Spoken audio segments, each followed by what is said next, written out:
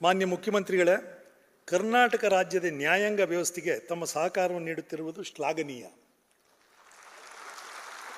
ನ್ಯಾಯಾಂಗಗಳ ಕಟ್ಟಡಕ್ಕೆ ಮತ್ತು ನ್ಯಾಯಾಧೀಶರ ನಿವಾಸಗಳು ವಿವಿಧ ಜಿಲ್ಲೆಗಳಲ್ಲಿ ಸ್ಥಾಪಿಸುವುದು ಅತ್ಯವಶ್ಯಕ. ಈ ವಿಷಯಕ್ಕೆ ಸಂಬಂಧಿಸಿದಂತೆ ಪ್ರಸ್ತಾವನೆಯನ್ನು ಕಳುಹಿಸಿದಾಗ ಮಂದಗತಿಯಲ್ಲಿ ಅದರ ಬಗ್ಗೆ ರಾಜ್ಯ ಸರ್ಕಾರದ ಅಧಿಕಾರಿಗಳು ಸುಮಾರು ಬಾರಿ ಗಮನ ಹರಿಸಿರುತ್ತಾರೆ.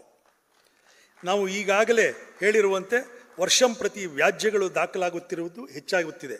ಪ್ರತಿ ವರ್ಷ 23ರಲ್ಲಿ 17 ಲಕ್ಷ ಇದ್ದಿದ್ದು 25ರಲ್ಲಿ 22 ಲಕ್ಷ ಆಗಿದೆ.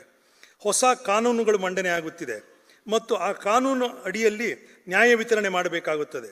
ಆದರೆ ಇದೇ ಕಾಲದಲ್ಲಿ ಮೌಲ್ಯ ಸೌಕರ್ಯಗಳ ಬಗ್ಗೆ, ನ್ಯಾಯಾಧೀಶರುಗಳನ್ನು ನೇಮಕಗೊಳಿಸುವ ಬಗ್ಗೆ, ಪಬ್ಲಿಕ್ ಪ್ರಾಸಿಕ್ಯೂಟರ್ಗಳನ್ನು ನೇಮಕಗೊಳಿಸುವ ಬಗ್ಗೆ ನ್ಯಾಯಾಲಯಗಳು ಇತರ ಪ್ರಸ್ತಾವನೆಯನ್ನು ಕಳುಹಿಸಿದಾಗ ತಮ್ಮ ಅಧಿಕಾರಿಗಳು ಮಂದಗತಿಯಲ್ಲಿ ಅಥವಾ ಕೆಲವು ಬಾರಿ ಅದರ ಬಗ್ಗೆ ಗಮನ ಹರಿಸದೆ ಬೇಡಿಕೆಗಳನ್ನು ಕಡಿತಗೊಳಿಸಿ ಅನುಮೋದಿಸಿರುವ ಉದಾಹರಣೆಗಳು ಬೇಕಾದಷ್ಟು ಇವೆ.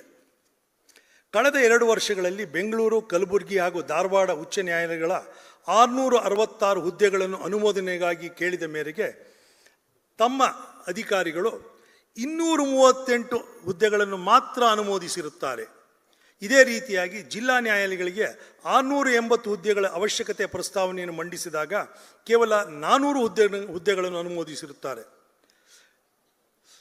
ಕಳೆದ 3 ವರ್ಷಗಳಲ್ಲಿ ಉಚ್ಚ ನ್ಯಾಯಾಲಯ ಮತ್ತು ಜಿಲ್ಲಾ ನ್ಯಾಯಾಲಯಗಳು ವತಿಯಿಂದ ಒಟ್ಟು ರಾಜ್ಯ ಸರ್ಕಾರಕ್ಕೆ ನಾವು ಅಂದರೆ ನ್ಯಾಯಾಂಗದ ವ್ಯವಸ್ಥೆಯ ಮುಖಾಂತರ ವಸೂಲಾತಿಯಾದ court fee, penalty, stamp duty ಬಿಟ್ಟು ಒಟ್ಟು 3 ವರ್ಷದ್ದು 23-24 376 ಕೋಟಿ, 24-25 439 ಕೋಟಿ, 25-26 470 ಕೋಟಿ.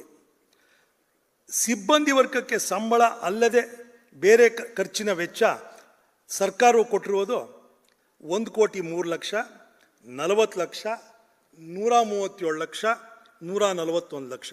ಅಂಶಗಳನ್ನು ನಾವು ನ್ಯಾಯಾಲಯಗಳ ವತಿಯಿಂದ ವಸೂಲಿ ಮಾಡಿರುವ ಕೋರ್ಟ್ ಫೀ ಮತ್ತು ಇತರೆ ಮೊತ್ತದಲ್ಲಿ ಹೋಲಿಸಿದಾಗ ಸರ್ಕಾರವು ನ್ಯಾಯಾಲಯದ ಅಭಿವೃದ್ಧಿಗೆ ಕೊಟ್ಟಿರುವ ಹಣವು ಅತ್ಯಂತ ಕಡಿಮೆ ಆಗಿರುತ್ತದೆ. ಆದ್ದರಿಂದ ಉಚ್ಚ ನ್ಯಾಯಾಲಯದಿಂದ ಬರುವ ಪ್ರಸ್ತಾವನೆಗಳನ್ನು ಕಡಿತಗೊಳಿಸದೆ ತ್ವರಿತವಾಗಿ ಅನುಮೋದಿಸಲು ತಾವು ಖಂಡಿತವಾಗಿ ನಿರ್ದೇಶನ ಈ ಕೂಡಲೇ ಕೊಡುತ್ತೀರಾ ಎಂದು ಆಶಾಭಾವದೊಂದಿಗೆ ಇರುತ್ತೇನೆ.